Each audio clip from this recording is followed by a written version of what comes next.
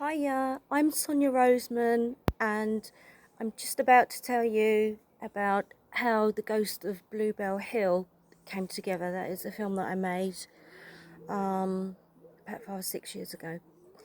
So, I was always very fascinated by the ghost story of the ghost bride on Bluebell Hill.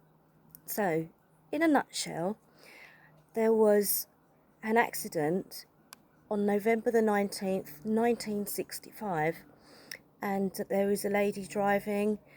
Her name was Suzanne Brown, and she had three of her best friends in the back of the car.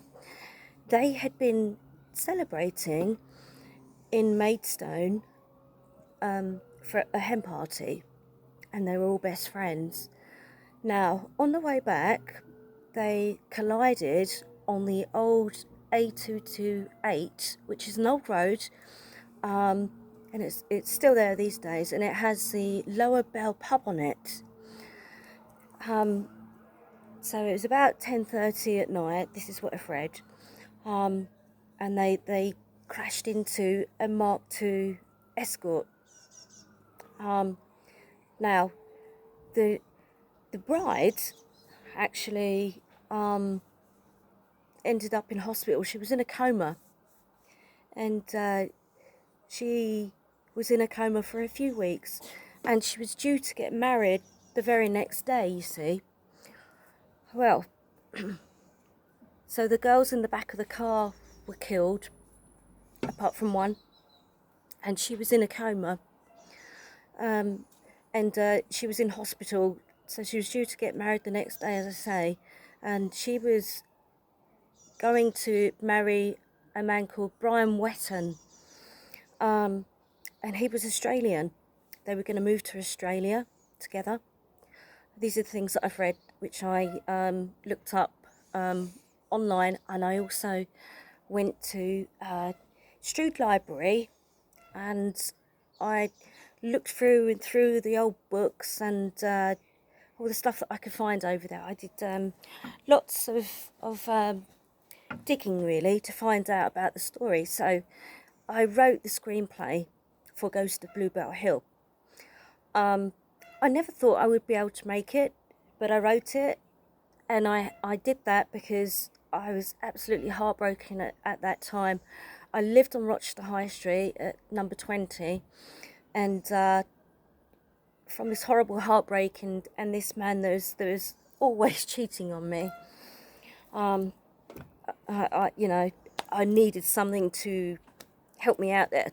So I got into this full throttle. So I wrote this, and a year later, somehow, I can't believe it, that I managed to make the film. I managed to do a version of the film that I would like. Now, I only had £8,000, and literally that is no budget whatsoever. It's not even micro budget, but that's this money that I received was from my dad's passing away, and as sad as it was, I just wanted to do, you know, something good with the money that he would be proud of me for.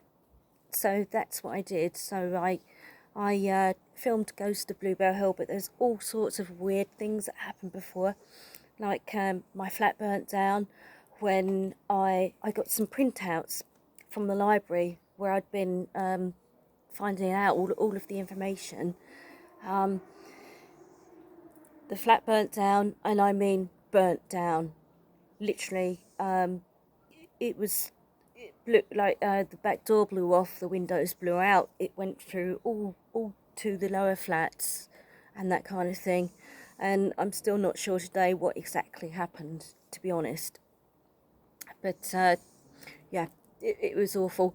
But I will say to you, you looked over and I had a galley kitchen. I had a long galley kitchen, and that is where I used to hang around with my friends, We didn't really hang around in the front room. Some people just like hanging out in the kitchen, and that's what I like to do too. Anyway, So I put these things on the wall.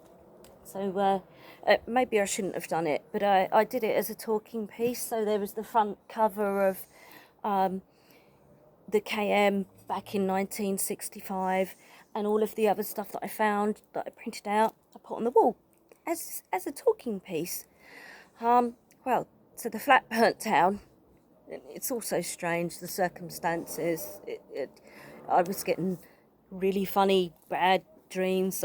One night I felt this really dark thing by the window that was coming over to me, and I'm sure it was to do with that.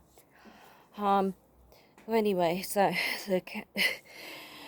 I wonder if the cat's in the kitchen, maybe, like, had I don't know. I had candles, and maybe they put one over. I don't know. I'm not really sure what happened. Anyway, so these pictures that were on the wall, all the other flats, they burnt down. And the landlord, he wouldn't let me move back in again. Jesus, because of what I'd done. Oops, like I didn't mean to. Goodness me.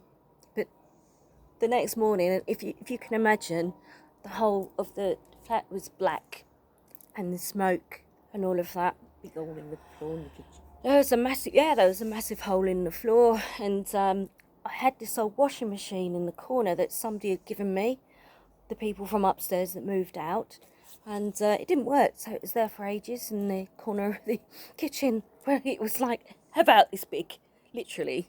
It really was. God. And what was still there on the wall was those pictures, and everything else was gone. Literally, that is what happened. And I still went on to film the film and all of that. And as for Bluebell Hill, it's a weird place, I think there's a massive, really bad ley line on it.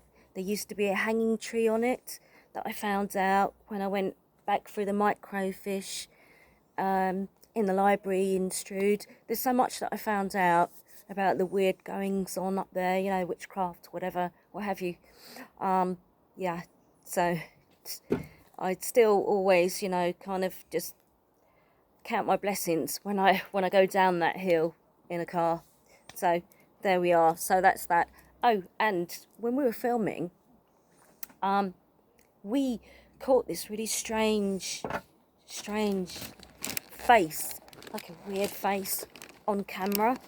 It was a scene from Ghost of Bluebell Hill, and the weirdest thing came up on as a reflection on the actor's camera, and we could not get it back. We tried to do it again and again and again, and this weird face. I have a picture of it somewhere. I will actually upload it. But yeah, it was really freaky. There were so many things that maybe I shouldn't have made that film, but I did, and I would really love to make that film again, but with a proper budget.